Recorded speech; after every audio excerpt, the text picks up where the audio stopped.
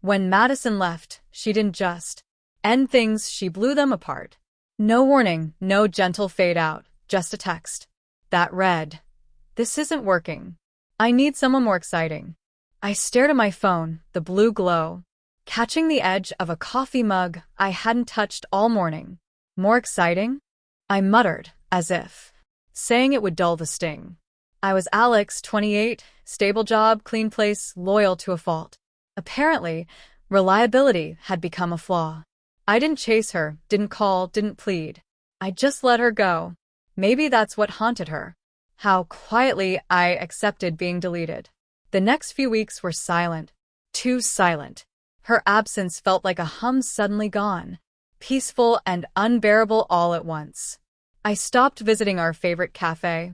Avoided the park bench, where she once said, "You're the safest place I've ever known." But life loves irony. It circles back through the strangest doors. It was her cousin, Elise, who messaged first. She'd seen Madison's breakup post on Instagram. Something smug about freedom. Elise wrote, "You didn't deserve that. You're a good one." We hadn't talked much before. Just polite chats at family gatherings. She was the quiet observer, the one with thoughtful green eyes, that always seemed to notice more than she said. At first, it was small check-ins, light talk, then late-night messages that stretched into something deeper. The kind where silence doesn't feel empty, it feels honest. She listened the way Madison never could. No pretense, no judgment, just presence. When my lease ended and I mentioned apartment hunting, Elise said, asterisk, "You could crash in my spare room till you find a place. Better than wasting money on an Airbnb." Asterisk. I hesitated. Wouldn't that be weird? You're her cousin. She smirked. Only if we make it weird. That's how it started. One bag, one couch, one woman. Who felt like calm after chaos. Living with Elise was effortless. She cooked without announcing it, laughed without trying, and treated quiet like a shared language. We'd talk about everything, why people stop trying in love, and how it hurts when someone looks at you like you're temporary. A month in, something shifted. No plan, no spark of drama, just a moment. She was on the balcony, wrapped in a blanket, watching city lights blink against the night. She glanced over and said softly, "You know she's watching your stories, right?" I nodded. Let her. Elise's smile was small but certain. "She's probably wondering why you look happier now." And she was right. For the first time in years, I felt seen. Not evaluated. Not compared. Just seen. 2 nights later, she kissed me. No build-up, no hesitation, just quiet surrender. The kind that says, asterisk, "I'm not here to fix you. I just want to stand beside you while you heal." Asterisk. I didn't analyze it. Maybe I should've. But it felt real. Simple. True. When Madison found out, I knew a storm was brewing. She called 3 times. I ignored 2, picked up the 3rd out of curiosity. Her tone was sharp, defensive. "Are you seriously living with Elise?" "Yeah," I said flatly. "Why?" "You can't do that, Alex. She's my family." I almost laughed. "You lost that right when you left me for being boring." The silence that followed was long enough to hear her breath hitch. "You're doing this to get back at me." "No," I said. "You just made space for someone who values me." She hung up. 2 days later, she showed up. No text, just a knock and that familiar perfume I used to crave.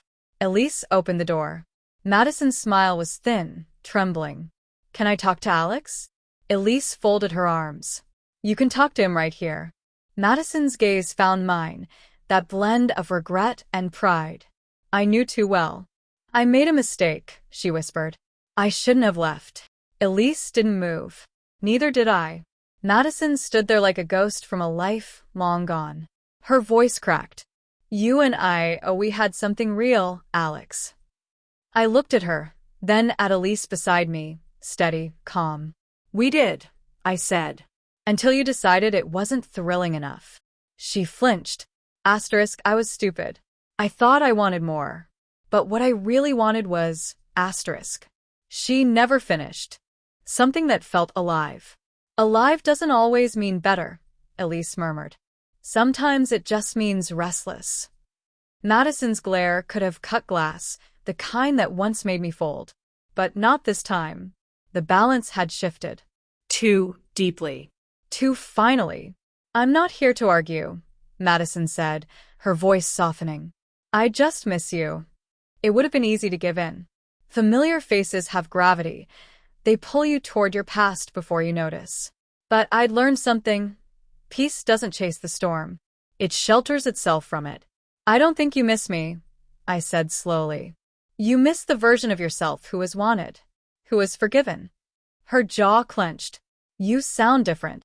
Maybe because I finally started listening to myself. She took a step closer, eyes shining. You really moved on with her? Elise didn't even blink. He didn't move on with me, she said calmly. He healed with me. The truth of it hit harder than any accusation. Because that was it, Elise wasn't a rebound. She was proof that love doesn't have to hurt to be real. Madison's shoulders dropped. So that's it? You're done with me? I nodded. I was done the moment you made me feel small for being steady. She hesitated, pride wrestling with regret. Then she sighed, whispered, Take care. The kind that really means you'll regret this someday. When the door clicked shut, Elise exhaled. That must have felt good. I sank into the couch, rubbing my temples. It didn't feel good, I said quietly.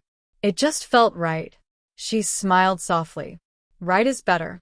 Right means healing. We never spoke of Madison again. There was no need. She lingered like background static, present but fading.